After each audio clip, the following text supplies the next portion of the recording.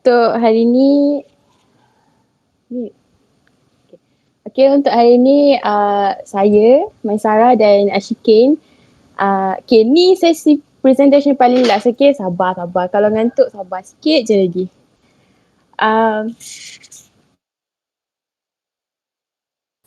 Dengar kan suara saya kan? Ke tak dengar? Dengar. Okay. Okay. Tajuk saya ni, penggunaan dadah dan ketagihannya. Okay. Kami akan membentangkan buku Deviance, penyelewengan. Okay, so penggunaan dadah dan ketagihannya adalah salah satu aktiviti deviance. Maksudnya jenayah deviance lah. Maksudnya dadah ni salah satu jenayah deviance. Okay. Kan memang. Okay. First kalian, kita tahu kan deviance tu apa kan? Macam deviance ni salah, apa-apa kesalahan yang dilakukan oleh golongan yang berumur 18 tahun ke atas. Okay, lepas tu mereka kan boleh dikenakan hukuman kan? Okay, so saya nak tanya, apakah, tak jadi nak tanyalah. Okay, dadah. Dadah ni adalah bahan yang menyebabkan perubahan dalam fisiologi atau psikologi jika diambil. Dadah atau lebih dikenali sebagai drug adalah bahan atau kimia yang amat berbahaya kepada individu yang menggunakan kerana ia mengubah cara minda dan tubuh manusia berfungsi. Okey, dalam dunia ni ada beribu jenis dadah. Faham kan Anis? Faham ke Anis? Faham. Okey. Lepas tu, okey, kenapa kita anggap dadah ni sebagai salah satu penyelewengan? Okay, tu mestilah sebab dadah ni dia ada efek buruk pada badan kita. Okay, kita tengok slide ni Okay, nampaknya ni lelaki ni dia tengah fikir. Gambar first tu apa, second tu apa, last tu apa. Okay, gambar first tu rokok. Dan rokok kita tahu ada nikotin kan. Okay, tapi kita sedar dalam rokok tu sebenarnya ada dadah. Okay, seterusnya tu gambar pil-pil barbiturat. Barbiturat ni dia ubat psikiatrik. Maksudnya ubat ni digunakan sebagai ubat penenang lah. Doktor guna ubat ni untuk tenangkan pasien. Okay. Aspirin ni ubat untuk reduce kita punya kesakitan, reduce pain. Maksudnya ubat tahan sakit. Macam tu. Nanti kalau Okay. Tapi ada banyak lagi jenis dadah. Nanti Ashikin akan terangkan dengan lebih mendalam lagi. Okay. Kenapa dadah ni kan digunakan dalam bidang perubatan? Okay. Macam yang saya cakap tadi kan, dalam barbiturat, dalam aspirin. Lepas tu doktor pun gunakan dadah tu kan. Maksudnya dadah ni penting, macam yang legal, yang sah. Bolehlah untuk kita rawat penyakit, ubat-ubat yang paracetamol semua tu yang korang makan tu ada dadah. Lepas tu dia dapat legakan kesakitan, boleh kawal emosi, macam contoh ubat barbiturat tu kan, tenangkan fikiran semua tu kan. Okay, lepas tu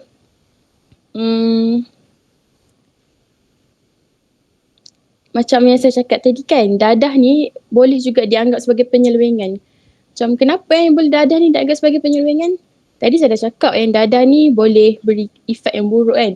Okay, kalau mengikut dalam buku ni, mengikut kajian orang Amerika sana kan, dia orang cakap kan, siapa yang individu yang paling selalu kerap gunakan dadah ni kan, dia orang kaji, dia orang cakap orang yang terlibat dengan perubatan ni. Maksudnya ikutlah siapa-siapa orang yang boleh ambil ubat dengan sewenang-wenangnya ni kan. Dia orang kebanyakan dia orang boleh ambil ubat tu sebab dia orang dah tahu efek ubat tu apa. Macam contoh dia orang ambil ubat khayal ke apa kan. So dia orang tahu ubat tu ada efek apa. So dia orang lagi tahu pasal benda tu. So kajian Amerika cakap siapa-siapa yang ambil dadah berkaitan benda tu kebanyakannya orang yang dekat dengan orang yang medik ni lah.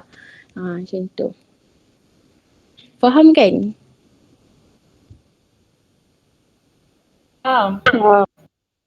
Okay. Seterusnya, apakah tanda tanda seseorang itu terlibat dengan dadah? Macam mana kita tengok orang tu, kita macam dia tahu yang dia tu terlibat dengan dadah kan? Okay, first, dia akan gelisah. Contohnya macam dia konsum dadah. Lepas tu dadah dia habis stok ke apa kan. So dia akan gelisah macam mana dadah aku ni. Aku nak kena beli dadah ni. Macam tu.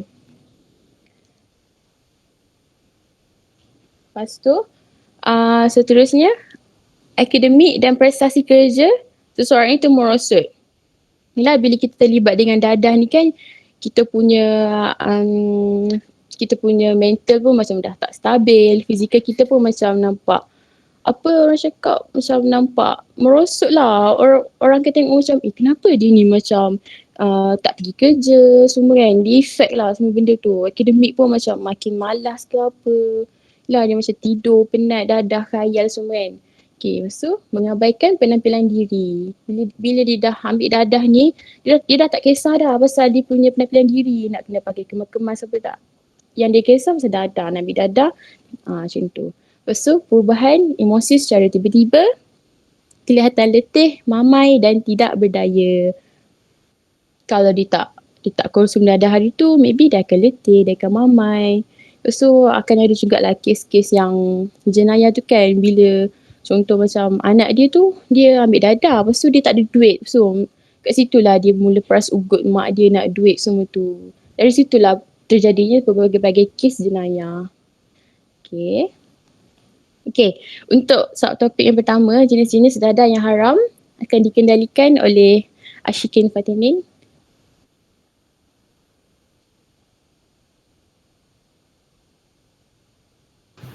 Okay, Assalamualaikum warahmatullahi wabarakatuh.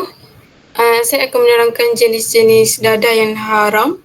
Okay, kesan kesaan bagi dadah adalah of course dia memberi kesan yang buruk pada tubuh badan kita, dan ia memberi kesan yang berbeza kepada setiap pengguna tu. Maksudnya dadah tu beri kesan ni, dadah ni beri kesan ni, macam gitulah. Lepas tu dadah yang paling banyak yang biasa dibincangkan dalam konteks penyelewengan ialah alkohol, morfin, heroin, metadon, metafetamin dan halusinogen. Tapi alkohol ni akan dibincangkan dalam next chapter. Okay, ubat-ubatan ni adalah penyumbang terbesar ketagihan dadah di Amerika Syarikat. Okay, pengguna paling kerap mengambil heroin dan morfin sebab kedua-duanya adalah bahan serbuk putih yang diperolehi daripada candu, dan pengambilan dadah ni adalah melalui suntikan sama ada secara injection ataupun secara terus, dan termasuk juga dengan mencairkannya sebelum digunakan. Okey, kedua-duanya ni menghasilkan kesan yang sangat toksik ataupun beracun. Jadi pengguna ni mesti bersedia dan berhati-hatilah. Okey, selepas ubat tu disuntik, dia akan memberi kesan kepada kulit menjadi merah, mengalami kegatalan ringan, kesemutan dan sensasi. Dan rasa mengantuk secara beransur-ansur membawa kepada keadaan termenung yang santai. Okey, walau bagaimanapun, pengguna ni dia memerlukan dos ubat yang lebih tinggi untuk mencapai keadaan euforia ni. Maksudnya dia ada level-level dos dia lah. Okay. Oleh itu penagih ni dia bina toleransi terhadap dadah serta pergantungan fizikal terhadap dadah. Apabila toleransi ni meningkat, penagih ni menjadi kebal terhadap dadah, dan semakin lama mereka akan semakin addicted dan bergantung kepada dadah.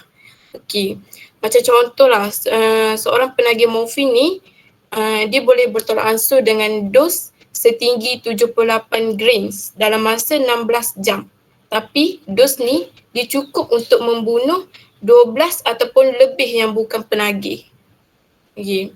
Lepas tu, penagih yang menerima bekalan harian mereka setiap hari ni, mereka tidak menunjukkan tanda-tanda ketagihan yang mudah kenal lah. Malah rakan, keluarga pun mungkin tak nampak benda tu.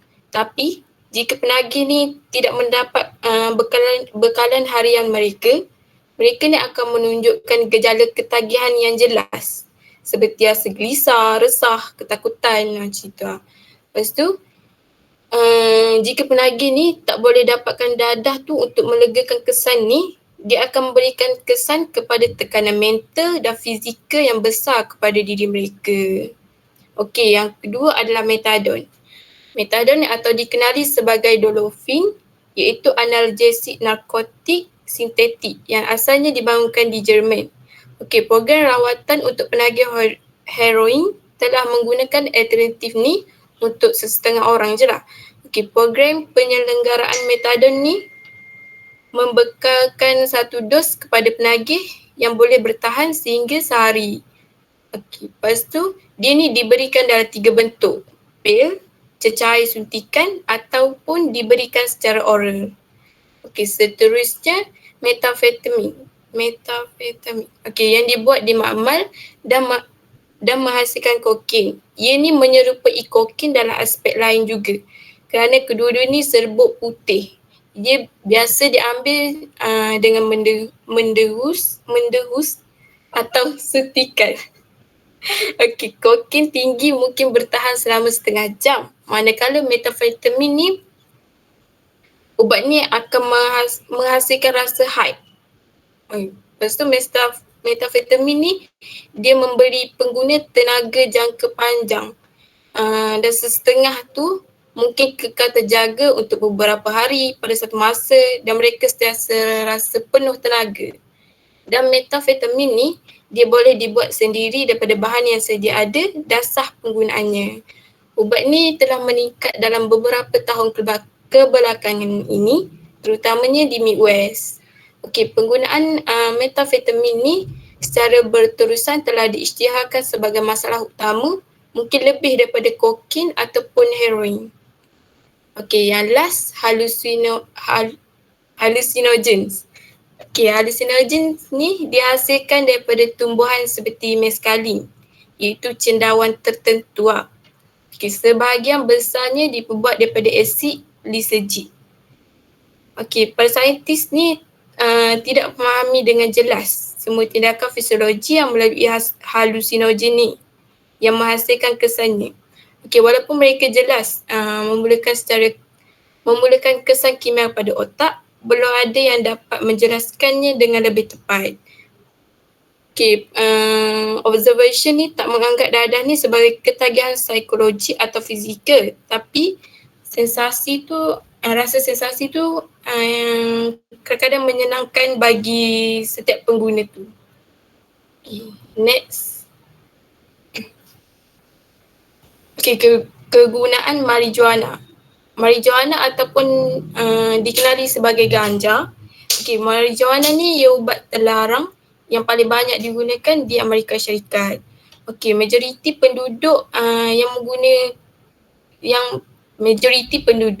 telah menggunakannya sekurang-kurangnya sekali. Lepas tu undang-undang AS ni dia telah melarang menyilang, menjual dan memiliki ganja. Namun setengah bidang kuasa telah mengurangkan pelanggaran ni untuk memiliki jumlah yang kecil kepada kesalahan salah laku. Namun ramai kumpulan yang menganggap penggunaan ganja ni sebagai penyelewengan, walaupun yang lain membenarkannya, malah orang yang melakukannya untuk menjadikannya boleh diterima. Okey, pada tahun 1972, Suruhanjaya Kebangsaan mengenai marijuana dan penyalahgunaan dadah telah melaporkan hasil tinjauan AS yang menunjukkan dianggarkan 24 juta orang telah mencuba marijuana ni. Daripada jumlah ni, 8.3 juta biasanya menggunakan kurang daripada sekali seminggu dan kira-kira 500,000 pengguna berat yang melaporkannya menghisapnya lebih daripada sekali sehari. Okey, Suruhanjaya ni mendapati bahawa penggunaan marijuana telah meningkat 3 kali ganda pada tahun-tahun sebelumnya. Penggunaan dadah ni akan menyebabkan insomnia berhari-hari atau kadang-kadang berminggu-minggu. Kerana ia mengganggu keupayaan otak untuk mengarahkan pergerakan badan dan pemikiran, dan ia boleh menyebabkan tindak balas ganas dan psikotik. Okay, pengguna lama ni boleh menjadi kekurangan zat makanan dan terdapat peluang yang lebih tinggi untuk diserang angin ahmar. Okey, disebabkan oleh dan boleh meningkatkan kadar jantung, tekanan darah dan suhu badan. Okay, next. Okay, kegunaan marijuana dan kumpulan sokongan. Okay, marijuana ni pada asasnya adalah dadah sosial. Orang ramai menggunakannya dalam kumpulan sosial tertentu. Okay, melalui proses pembelajaran, ia disokong oleh sokongan budaya untuk kegunaan berterusan. Seorang yang ingin menggunakan ganja ni mesti menghubungi orang yang berpengalaman di mana dia menunjukkan cara menggunakan dadah tu. Dan dalam kajian untuk menentukan bagaimana orang menjadi pengguna ganja menemui 3 elemen yang dipelajari. First, cara menghisap dadah untuk menghasilkan kesan yang tertentu. Second, bagaimana untuk mengenali kesan dadah terhadap diri mereka. Yang ketiga, bagaimana untuk menafsirkan sensasi sebagai menyenangkan.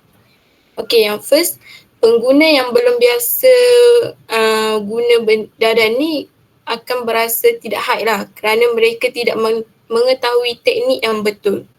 Mereka mungkin mengalami beberapa sensasi yang menggembirakan tapi belum high lah, maybe. Okay, tapi pengguna ganja yang baru ni gagal mengenali diri mereka dan ciri khusus yang cukup baik untuk mendorong mereka menjadi pengguna biasa. Okay, persatuan kumpulan penggunaan ganja ni nampaknya menggalakkan persahabatan dan penyertaan secara sosial. Okay, next. Okay, saya serahkan kepada Maisarah untuk meneruskan pembentangan. Okay, seterusnya opiate use and addiction. Okay, first, opiate use and addiction, kalau in Malay, kegunaan opiat dan ketagihannya. Okay, korang tahu ke opiat tu apa? Opiat ni adalah bahan kimia yang merangsang reseptor opioid, iaitu sejenis sel yang dijumpai dalam otak, saraf tunjang dan saluran gastrosus. Opioid juga boleh membawa kepada ketagihan yang sangat tinggi dan mempunyai risiko yang sangat tinggi. Okey, lepas tu opiat ni juga dia ada kesan baik dan juga kesan buruk. Kalau kesan baik dia dapat mengurangkan kesakitan dan meredakan kesakitan, manakala kesan buruk pula dia boleh bagi sakit sembelit, euforia dan masalah pernafasan. Okey. Proses ketagihan ni dia ada 5 step. Yang pertama experimentation, yang kedua escalation, yang ketiga maintaining, yang keempat recovery dan yang paling last addict. Okay, experimentation ni dia terjadi bila contoh macam Mahmud ni dia nak try dadah tu. Okay, so bila dia macam nak eksperimen lah dadah ni apa efek dia, apa kebaikan dia, maybe macam tu lah. Lepas tu dia pun try lah. Dia pun ambil keputusan untuk try dadah tu. Okay, tapi ada juga orang tu, dia try untuk buat pertama kali je. Lepas tu dia dah stop dah. Okay. Lepas tu escalation. Escalation maksudnya peningkatan. Okay, peningkatan ni, okay, tadi kan macam Mahmud tu dia try je dadah tu kan. Lepas tu lama-lama dia rasa macam, oh macam best juga dadah ni kan. Lepas tu dia pun macam, oh tak apalah kita makin makan lah benda tu. Dia pun ambil dalam kegiatan yang makin banyak macam tu. Dia macam makin nak try. Okay, kalau aku konsum banyak, apa efek dia yang aku akan dapat macam tu. Lepas tu yang ketiga maintaining. Maintaining maksudnya macam maintain. Okay, bila dia dah try dadah tu kan dia rasa macam wah dadah ni macam best lah macam tu kan. So dia pun macam tak apa, aku akan teruskan dadah ni sampai bila yang aku nak macam tu. So contohnya macam dadah heroin kan. Dadah heroin ni kan pengguna dia akan rasa macam dari segi psikologi dia tu dia akan dapat mengekalkan keyakinan. Contohnya macam yang Iken terangkan tadi kan, heroin ni dia boleh bagi efek kepada segi psikologi lah. Maksudnya macam okay, kalau aku konsum ni aku punya psikologi akan makin tinggi ke, keyakinan aku makin tinggi macam tu. So yang keempat recovery. Recovery maksudnya? Okay. Recovery ni maksudnya penagih tu dia kemungkinan dia tengah dalam penjara ke tak apa, dia tengah dalam sesi rawatan nak berhenti dadah ni lah. Tapi kesan negatif daripada ubat tu pun akan jadi makin jelas. Lepas tu penagih tu pun rasa macam nak berhenti dadah tu, tapi dia gagal, dia tak boleh. Maybe dia tak ada sokongan daripada orang sekeliling ke apa macam tu. Lepas tu yang kelima, pemulihan. Okay, pemulihan ni maksudnya penagih tu dia boleh keluar daripada kehidupan dia yang gelap tu lah. Maksudnya kehidupan penagih tu. Okay, penagih tu dia dapat membina sikap. Dapat membina sikap baru, kehidupan baru, dapat membina kejayaan baru macam tu. Okay, lepas tu kita akan beralih kepada next slide, iaitu kegunaan kokain.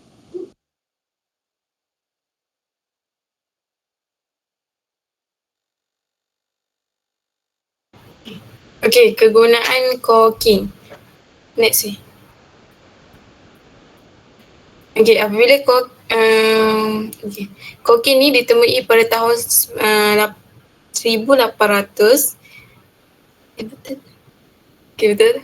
Ada yang memuji sebagai dadah ajaib yang baru. Antara kesan awal yang paling ketara ialah sifatnya yang menahan keletihan. Okay, kokain ni bergerak di bawah tanah hanya selepas Akta Makanan dan Dadah Tulis 1906. Okay, pada masa tu, pengguna ni termasuk kumpulan terpinggir sosial seperti penjenayah, pemuzik jazz, pelacur dan kulit hitam. Kemudian kokain akan dikaitkan dengan beatnik, kemudian dengan bintang filem dan atlet profesional.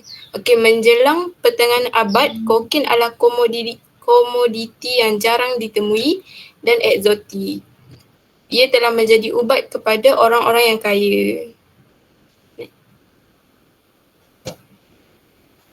Okay, extent of cocaine use. Kokain ni menjadi ubat terlarang pilihan ramai pada pengguna pada tahun 1980-an dan ia meningkat dan memperkenalkannya kepada ramai pengguna yang baru. Sebelum ni hanya kumpulan yang kecil, yang agak kaya yang mampu membeli dadah yang mahal ni.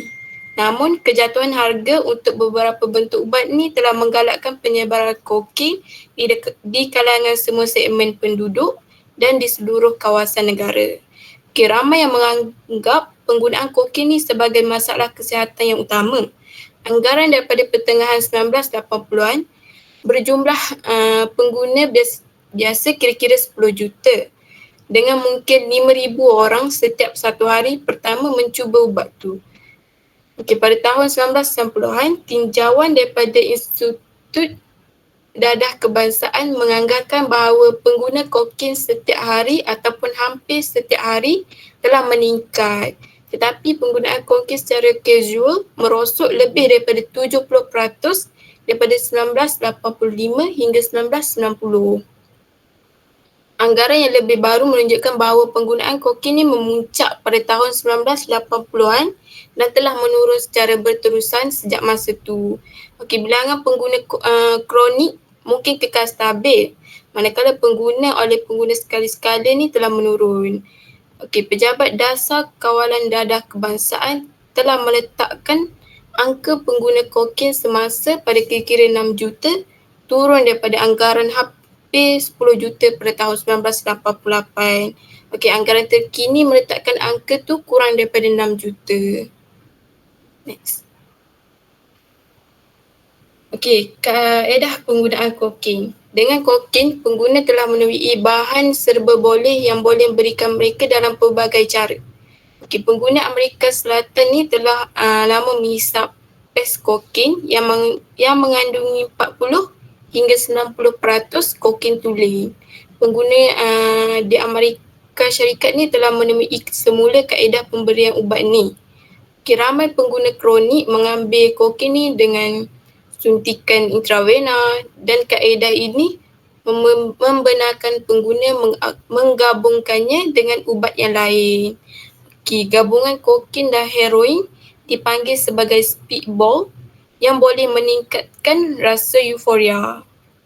Pengguna biasanya mengambil kokain dengan menyedutnya melalui lubang hidung dan mereka ada setengah tu mereka susun kuantiti serbuk dalam satu baris atau beberapa baris dan menghidungnya ke dalam hidung.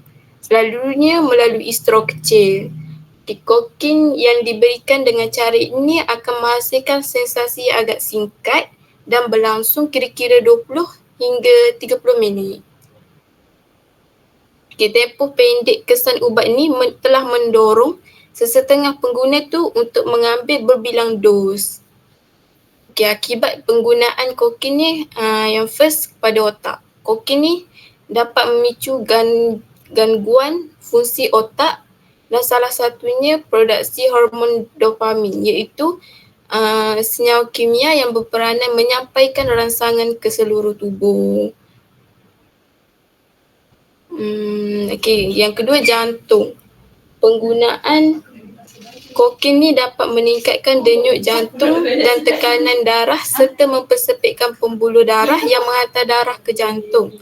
Bila tidak segera ditangani, kondisi ini dapat menyebabkan serangan jantung dan aritmia yang membahayakan nyawa.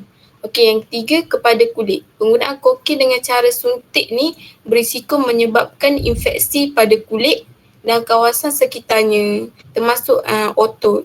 Infeksi yang terjadi ni disebabkan oleh bakteria Staphylococcus. Bakteria tersebut ada pada jarum suntik tu. Next. Tindak balas masyarakat terhadap pengguna dan ketagihan dadah. Usaha untuk penggunaan dadah terlarang ni mungkin menyasarkan dua objektif yang berpotensi. Yang first, mengawal bahan itu sendiri. Yang kedua, tingkah laku orang yang terlibat. Contoh pengguna, peniaga dan pengimport. Pekaji ni sering merujuk kepada matlamat ni untuk percubaan untuk mengubah sama ada bekalan ubat atau permintaan dadah tu sendiri. Strategi yang ditujukan ke arah mengawal bekalan termasuk percubaan untuk menyekat dadah import dan inisiatif untuk menghapuskan jenayah dadah. Strategi yang direka untuk mengurangkan permintaan dadah ni termasuklah mengenakan sekatan jenayah untuk menghalang penggunaan dan pengedaran.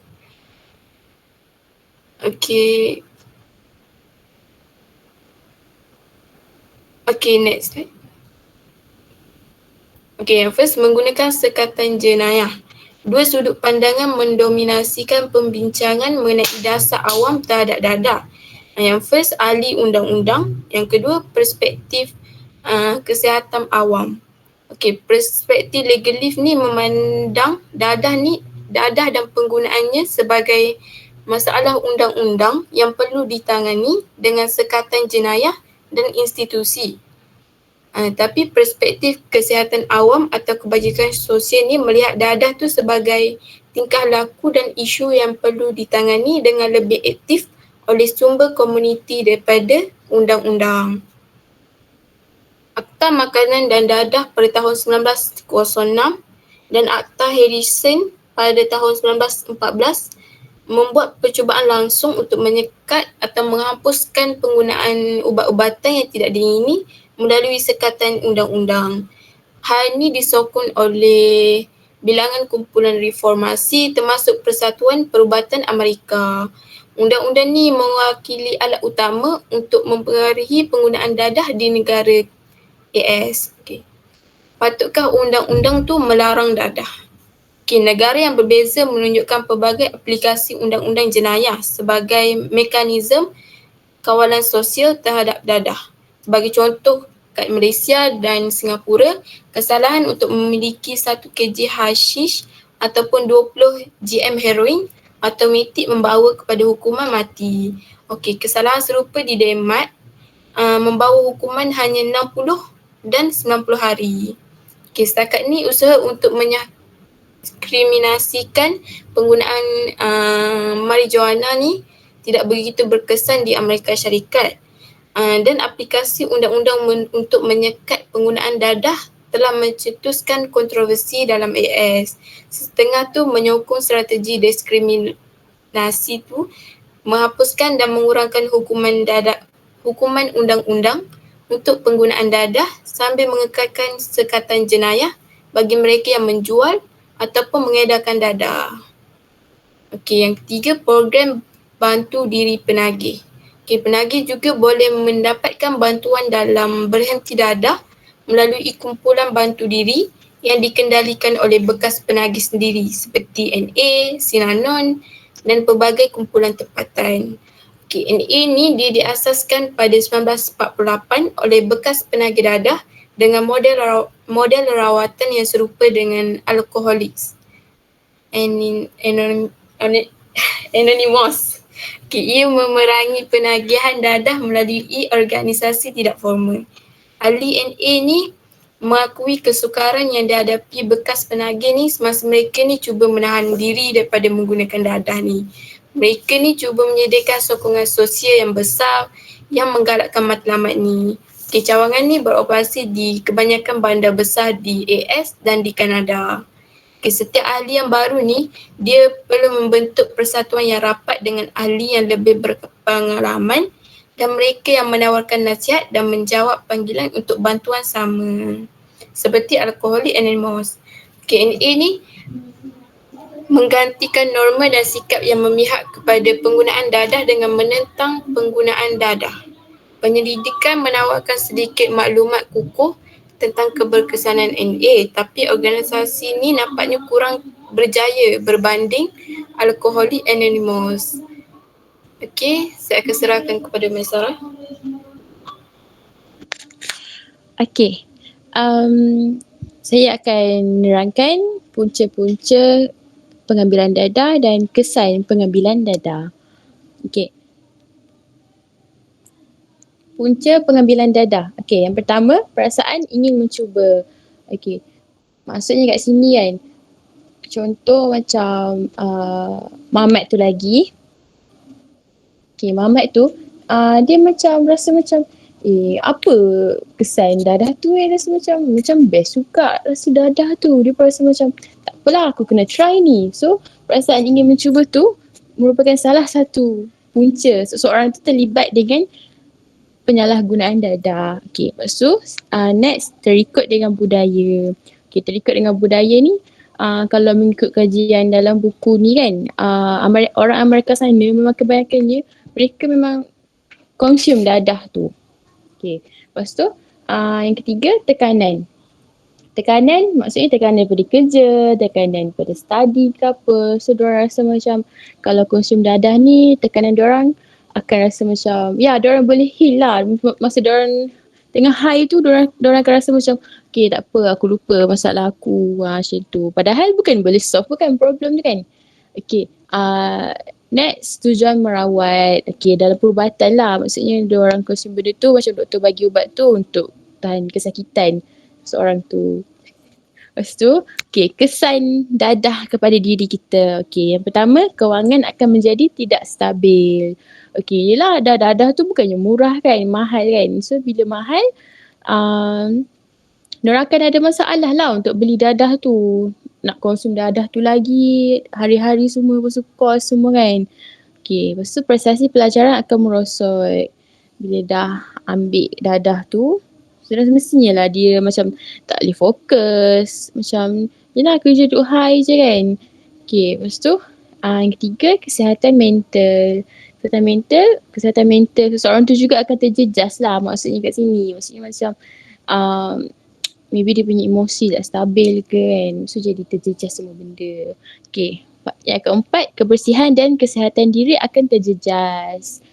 Dia dah tak kisah dah pasal dia bersih ke, dia mandi ke, kesihatan diri dia pun terjejas kan, dia tak kisah lah. Asalkan dia ambil dadah. Okay, lepas tu hubungan sosial akan terjejas. Okay, maksudnya kat sini kan, okay, apa yang saya perasan lah kan, kalau orang tu dah ambil dadah kan, dia macam, dia nak bersosial dengan orang pun tak dah. Dia macam dalam dunia dia sendirilah. Maksudnya dia macam tak ada dah macam nak borak-borak dengan adik-beradik ke, dia macam lain dah. Kalau itulah efek dia tu. Maksudnya dia hubungan sosial dengan orang lain tu dah tak ada dah. Bukan macam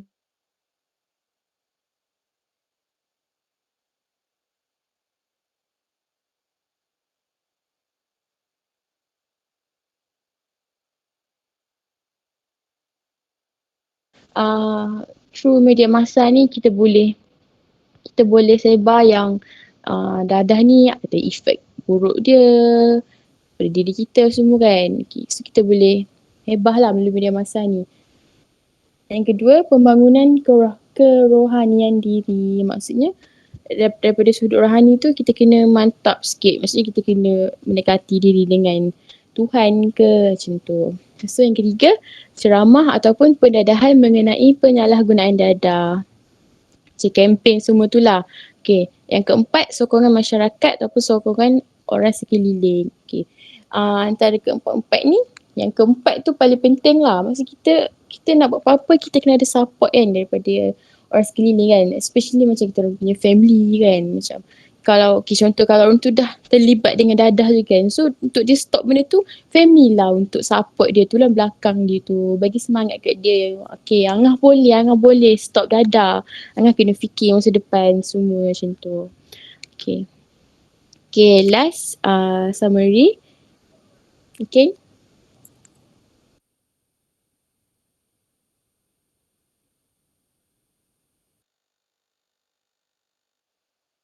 Okay, summary. Okay, bab ni telah membincangkan ketagihan dengan menilai psikologi sosial dan proses sosial yang terlibat dalam menjadi penagih dan akibat mengambil dadah.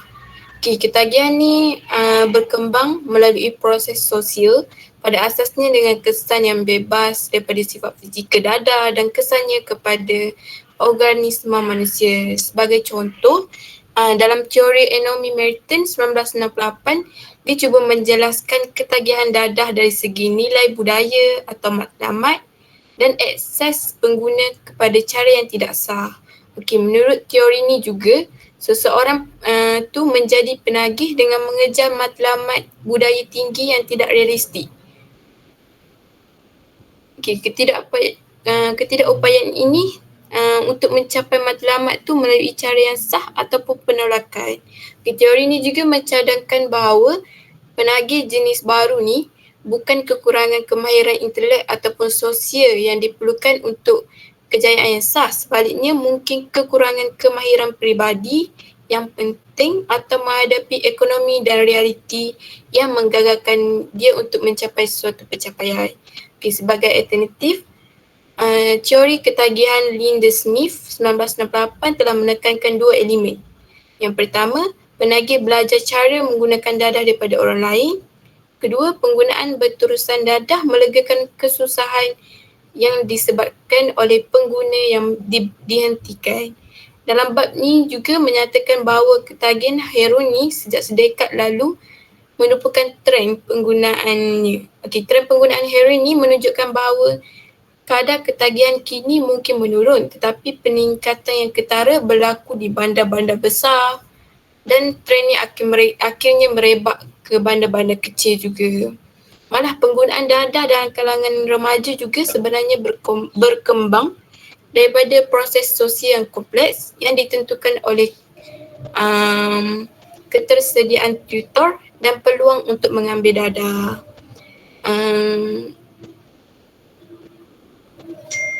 Realiti okay, sampai di situ sajalah summary saya. Okay, kita beralih kepada soalan. Okay, sebelum tu saya nak tanya, ada sesiapa yang tanya soalan ke? Tak faham ke? Macam tertinggal ke apa? Tak ada. Tak ada nak tanya apa-apa? Okay, kalau macam tu saya lah tanya korang soalannya. Okay, ada 3 je soalan. Soalan ni 3-3 senang. 3 saya dah explain tadi. Okay, yang first, apakah kesan kepada diri apabila terlibat dengan penyalahgunaan dadah? Kesan kepada diri kita lah bila kita konsum dadah tu. Nak jawab? Okay, boleh jawab. Yang pertama, kesan kepada kesihatan mental. Yang kedua, prestasi pelajaran akan merosot. Oh, okay. Betul. Pandai Syakira. Okay. Next. Apakah faktor-faktor seseorang itu mengambil dadah? Okay, siapa nak jawab? Saya nak try jawab. Boleh? Okey, yang pertama tekanan kerja dan yang kedua ialah terpengaruh dengan rakan sebaya. Okay, pandai. Bagus ya, awak fokus. Nanti boleh minta gula-gula dengan King. Okay, last. Apakah jenis dadah yang legal iaitu sah? Tadi saya dah explain dah. Siapa nak jawab?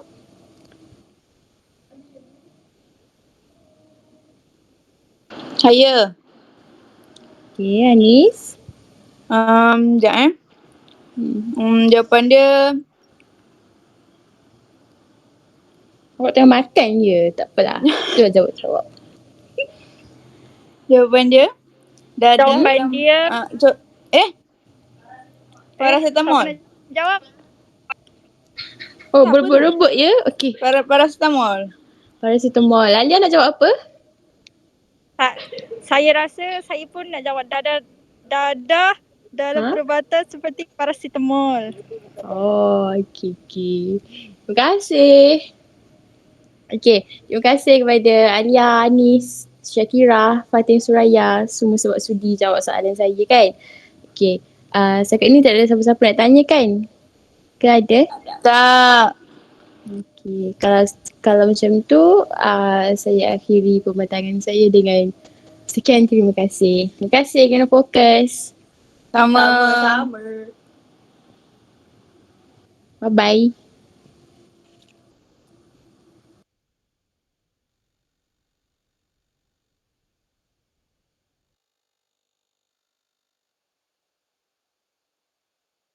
Dah boleh left Okey, itu saja. Saya rasa semua dah boleh left. Bolehlah sambung tidur ke apa semua. Thank you. Bye. Selamat malam. Thank you. Thank you.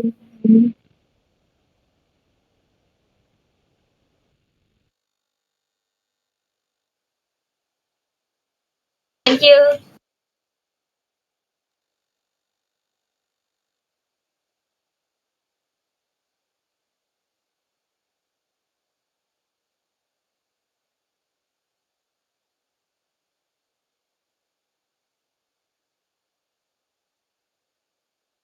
Yang tak left ni mesti semua tidur kan. Bangun.